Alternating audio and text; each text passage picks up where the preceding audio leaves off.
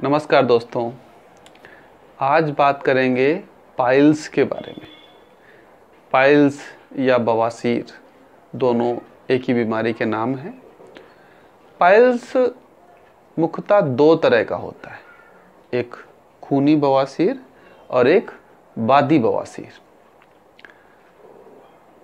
आज पहले चर्चा करें कि बीमारी आखिर पाइल्स क्यों होती है। बवासीर आज अपने देश में पाई जाने वाली लगभग लोगों को समस्याएं होती हैं। लगभग 70 से 80% लोगों को पाइल्स की बीमारी है। कारण क्या है? कारण है हमारा गलत खान पान। हम कुछ भी खाते हैं और कुछ भी खाने की वजह से हमारा पेट खराब हो जाता है, हमारा मोशन क्लियर नहीं होता है, जिसकी वजह से जो एनस होता है, जो गुदाद्वार होता है, वहाँ पर छोटे छोटे से मस्से हो जाते हैं। पहले मस्से छोटे होंगे, वही फिर बड़े हो जाते हैं। अगर पेट हमारा लगातार खराब बना रहा, हमने अपनी लाइफ स्टाइल को ठीक नहीं किया, हमने अपने खान पान को नहीं ठीक किया, तो वो मस्से कभी कभी उसमें से ब्लड आने लगता है, उन्हीं मस्सों से ब्लड आने लगता है।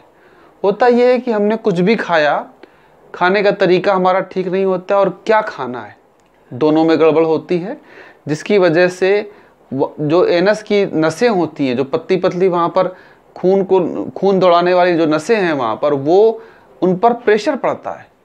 प्रेशर पड़ने से वहाँ पर एक गांठ क्रिएट होने लगती है। वो गांठ धीरे धीरे पहले छोटी होती है, फिर धीरे धीरे वो बड़ी हो जाती है। हम उस पर ध्यान नहीं देते हैं। वो धीरे धीरे बड़ी हो जाती है और बढ़ते बढ़ते वो इतनी बड़ी हो जाती है कि जब भी हमारा पेट खराब होगा और हमें ताकत लगानी पड़ेगी तो उसमें रगड़ लगती है, जिसकी वजह से वहाँ की स्किन कभी कभी हट जाती है, तो वहाँ से ब्लड आने लगता है। और लोग इसको बताते नहीं है, छुपाते हैं। इसकी वजह से ये समस्या दिन पर दिन बढ़ती चली जा रही है। तो जिनको भी ये समस्या है वो ध्यान से इस वीडियो को देखें। आज मैं पूरा उपचार बताऊंगा। अगर फिर भी कोई कुछ कमी रह जाती है तो आप मुझसे व्हाट्सएप मेरा नंबर दिया हुआ है, उस पर मुझसे कांटेक्ट कर सकते हैं। अदरवाइज जो मैं आज आपको बताऊंगा, जो सिखाऊंगा, वही करेंगे तो उसी से आप बिल्कुल ठीक हो जाएंगे। खान पान जीवन शैली ठीक करने के लिए मैंने अपना एक वीडियो बना रखा है कि कैसे होगा आपका पेट साफ।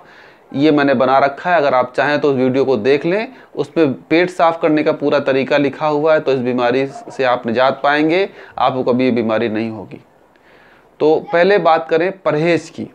इसमें आपको खट्टी चीज़ें, गरिष्ठ भोजन और ऑयली फूड ये नहीं खाना है। ऐसा भोजन नहीं करना है जिससे आपको पेट में दिक्कत होती है, पेट नहीं साफ होता है। ये बहुत ज़रूरी है। अगर आप परहेज नहीं करेंगे तो दवाइयों का पूरा असर नहीं होगा और आपको काफ़ी दिन तक दवाइयाँ खानी पड़ेंगी और आप हो सकता है पूरी तरीके से स्वस्थ नहीं हो पाएँ और आपको ऑपरेशन भी कराना पड़ सकता है। तो परहेज में आपको पपीता और अमरूद, किसी भी तरह का सलाद ये ज़रूर खाना है। मूंग की दाल की खिचड़ी, हरी सब्जियां, हरी पत्तेदार सब्जियां, जूस, दूध, दही वगैरह भी आप ले सकते हैं अगर आप चाहें तो। अपने भोजन में चीज़ें शामिल करनी हैं। चावल थोड़ा सा कम खाना है और लिक्विड फॉर्म में चीज़ें ज़्यादा लेनी है। जो लिक्विड है उसको ज़्यादा बढ़ा देना है। बाकी और चीज़ों का, पनीर है या दालें हैं, अरहर की दाल, ये बिल्कुल नहीं खाना है। बैंगन नहीं खाना है, भिंडी नहीं खाना है, ये सब चीज़ों को, कटहल नहीं खाना है। जो मतलब आपके पेट को ख़राब करने वाली चीज़ें, उनको नहीं खाना है। ये परहेज जो मैं बता रहा हूँ, समझ लीजिए कि आधी आपकी दवा काम करेगी और आधी ये परहेज काम करेगा। इसलिए परहेज बहुत इम्पॉर्टेंट है। दूसरा, आप दवा की बात करते हैं तो इसमें आयुर्वेदिक मेडिसिन्स बहुत अच्छा रोल है उनका। आयुर्वेदिक मेडिसिन्स मैं बता रहा हूँ।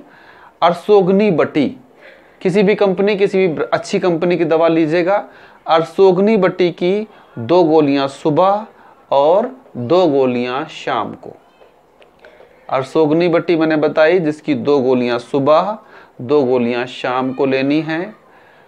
उसके बाद कांकायन बटी, इसकी भी 2 गोलियां सुबह और 2 गोलियां शाम को लेनी है।